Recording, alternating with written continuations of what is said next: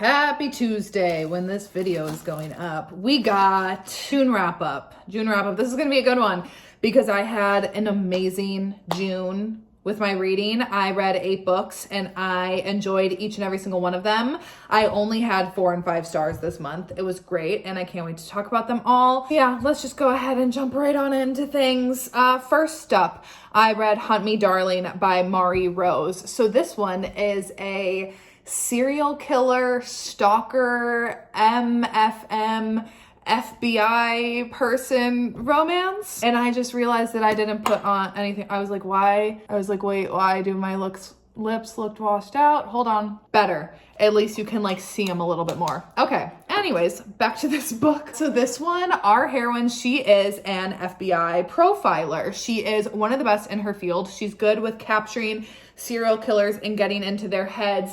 And she is brought on for this case of this serial killer that has been brutally killing like these women, right? She arrives at this new station to start working and immediately there's a new kill to investigate. And once she gets started then, she also starts getting some messages from the serial killers. And she finds out that there are 2 of them and they are taunting her and they are stalking her. They know where she lives. They're watching her. They're keeping their eye on her. And she's like, I must, like, not only the burning desire then to solve this case, but more so she's like intrigued by them and like what they're kind of doing and like messing with her head about. And it ends up being an MFM romance between her and the 2 serial killers. So it's definitely darker.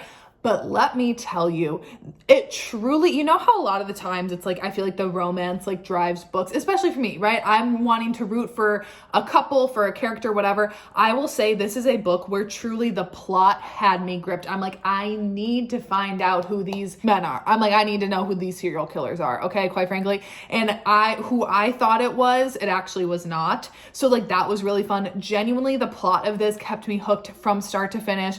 I thoroughly enjoyed it. I don't want to say anything more because truly I don't want to accidentally give anything away, but I will just say truly the plot of this one was like amazing. I really, really enjoyed it. Next up, I finished my reread of the Devil's Night series. I've been listening to those on audiobooks this year, and I finished Nightfall, which is the 4th and final book in the Devil's Night series. Yes, there are novellas, like the Fire Night novella technically comes after Nightfall, but this is the final full-length book, and this one follows Will and Emery. I'm not really going to get into this synopsis because you do have to read the Devil's Night books in order from Corrupt, Hideaway, Killswitch to Nightfall. Because even though they all follow different couples, there is plots that kind of like feed through the entire 4 books.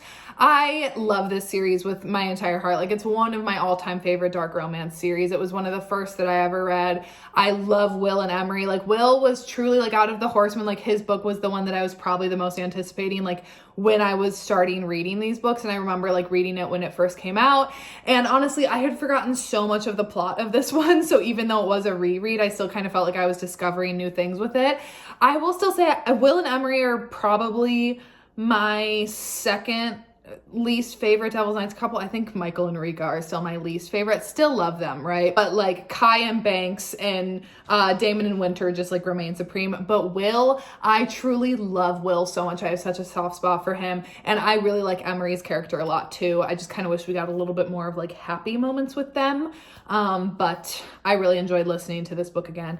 I enjoy this entire series and will always recommend it. And now so out of the last 6 books, 5 of them are from Rena Kent. So we're going to go down the line here. So next up, I read Black Knight by Rena Kent. This is the 4th book in the Royal Elite series. So this one follows Kimberly and Xander. And so I had started the Royal Elite series years ago, but then I finished like Aiden and Elsa's trilogy and then I just never kept going. And now that I finished Legacy of Gods, then I was going back and reading some of the parents' books. So this one is Xander and Kimberly's book. And I really enjoyed this one a lot. Okay. So it is a childhood friends to enemies to lovers, bully romance, like again, like rich, wealthy people. So they both go to the Royal Elite School and basically they were childhood best friends until something happened. And then Xander like completely cut Kimberly off. And now as they're in school, like Xander is just like horrible to Kimberly. Like he either is ignoring her or he's like making snide comments about her, just kind of like making her miserable, more miserable than she already is, because Kimberly really, really struggles a lot with herself. Her mother is like very abusive towards her in terms of like her weight, her looks, like very emotionally abusive and like manipulative of her, and like Kimberly just simply can't be good enough, and she doesn't really have like a good support system around her then. So like Xander's betrayal of like not really being friends with her anymore really cuts deep. And then in this book, basically, Kimberly starts like, maybe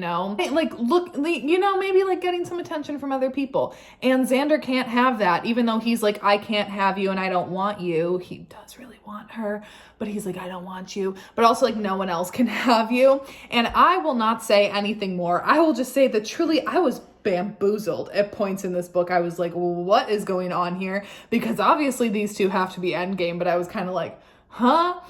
Anyways, I'll let you read it and find out. It's not my favorite in the Royal Elite series, but I did really enjoy it a lot. Now, my favorite book of the Royal Elite series, by far, Vicious Prince. So this is book 5, and this is Ronan and Teal's book.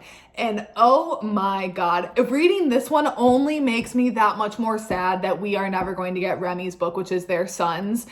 He's like a side character in the Royal Elite series, or in the Legacy of Gods. I'm so sad that we will never get a Remy book, because I want nothing more than to see the two of these people as parents, and especially like with how Remy is. I can just picture him and Ronan together. Oh my God. So anyways, Ronan is very much like the funny, nice, like he's seen as being like the funny, nice, approachable one of the 4 horsemen that are like at this Royal Elite school, right? You've seen a lot of him on the side. And then Teal is also a step sibling of Elsa, who is a heroine from the first 3 books. So they're always around each other. And Teal, she's just like, I don't want to say she's not like other girls, because that like, I hate that, right? When they're like, I'm not like other girls.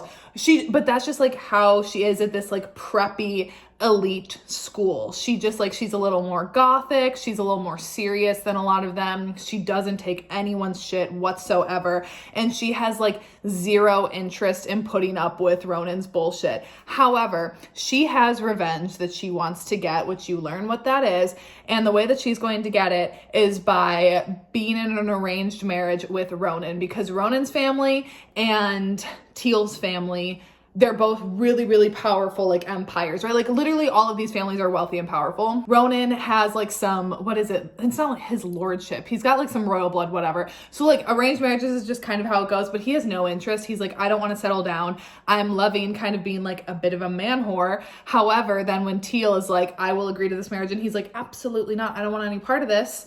He's like, you're going to drop this. And she's like, no, because she has her revenge that she wants to exact. And I will not say anything more about this, because once again, I'm like worried about saying something that like I'm not supposed to, but I will just say there is something about the funny, comedic, lighthearted friend in these books, or like just in books in general, that sort of like archetype of character that inside is hurting and has seen like some really, really dark, messed up things.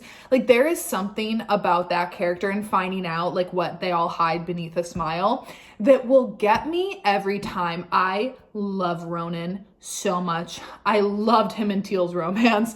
I truly, like, the two of these characters have both gone through so much, and just seeing how that all unfolds and how it like brings them together and tears them apart and brings them together. It's beautiful. I love it. They are my favorite Royal Elites couple by far. My second favorite book I read all month. Then I read Ruthless Empire. I was on a roll here, okay?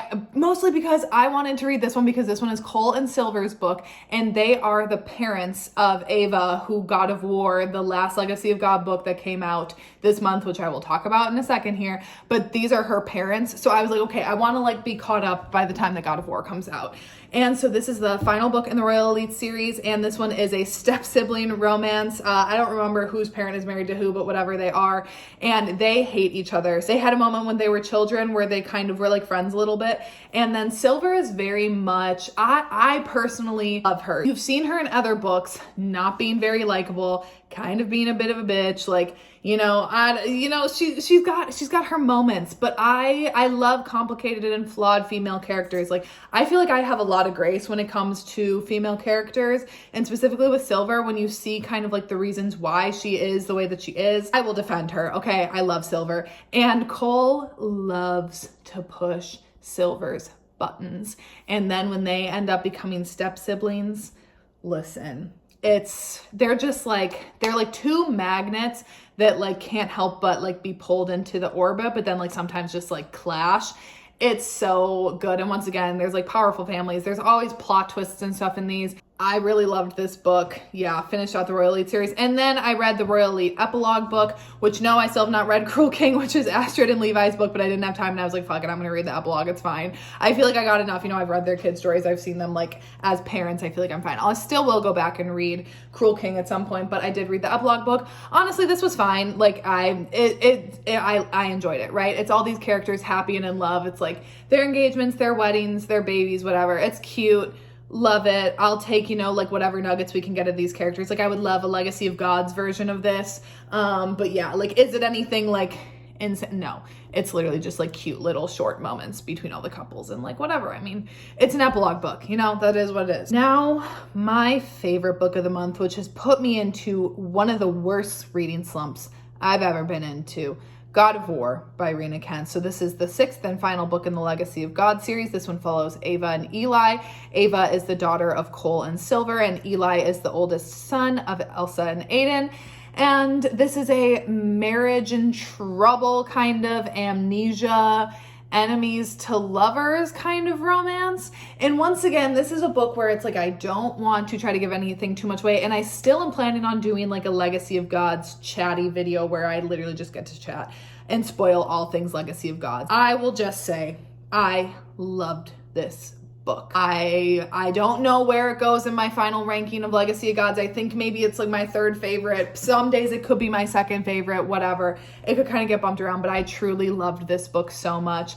So Ava has always had a crush on Eli since she was little. However, it has always been very much unrequited. And he was quite honestly rude to her when they were younger and kind of rejected her and like kept on telling her like literally stay away from me. However, then when she is in college, like she's in her early 20s, Eli, like she can't shake Eli's attention now. And he has like this obsession with her. And he's just very much this kind of like cold hearted, like if you know his dad, Aiden, like he's kind of like the spitting image of Aiden a little bit. Basically, Ava gets into an accident and she wakes up and she doesn't remember anything about the past like 2 or 3 years of her life. And when she wakes up, Eli's there and is like, hey wife, how's it going? And she's like, we're married? What do you mean? We were literally just fighting before I like left and got into this accident. Like we're not married. Yep, they are in fact married. And yeah, it's kind of unraveling that. Like I said, I'm not going to say anything more. I don't want to accidentally give anything away, but the banter between these two was so good, but truly it is the love and care that Eli had for Ava. I would be side by side with Eli to protect Ava at all costs. I loved her character. I cried a lot during this book, but there is a scene specifically. Like I said, I'm not going to give any spoilers. I don't want to give anything away, but she is just having this moment, seeing her like not know what to do with herself because she's just so like, she's in so much pain, and seeing Eli witness that and how much in pain he is because he loves her. So I can't even get into it. I can't wait to just be able to spoil everything about these books and be able to talk freely because quite frankly, I need to.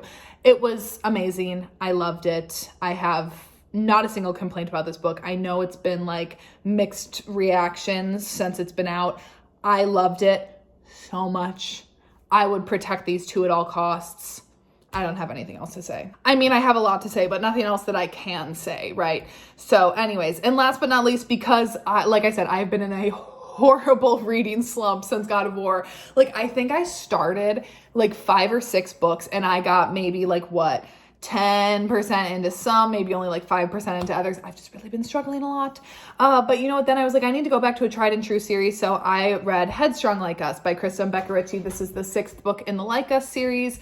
And these do have to be read in or like at least this one, like this is the 4th book following Mafia and Pharaoh. So don't just like pick up this one because this is like their wedding and stuff. So like it wouldn't make much sense, but I think you can like jump around to other Like Us series books. But this one is basically Mafia and Pharaoh's happy ending. Is it my favorite favorite book out of like a series? No. Alphas Like Us and Tangled Like Us are still my two favorites, but I still loved this book. Like, it's cute. There is something about Krista and Becca Ritchie's writing that even when they are writing like a couple that is happy together, the books are still interesting. They're still compelling. There's still things going on, but like the couples are so strong and like steadfast in themselves that like they're good. You know that they're not going anywhere. You know that like your couple is safe. They're not like miscommunicating. They're not getting in like stupid arguments.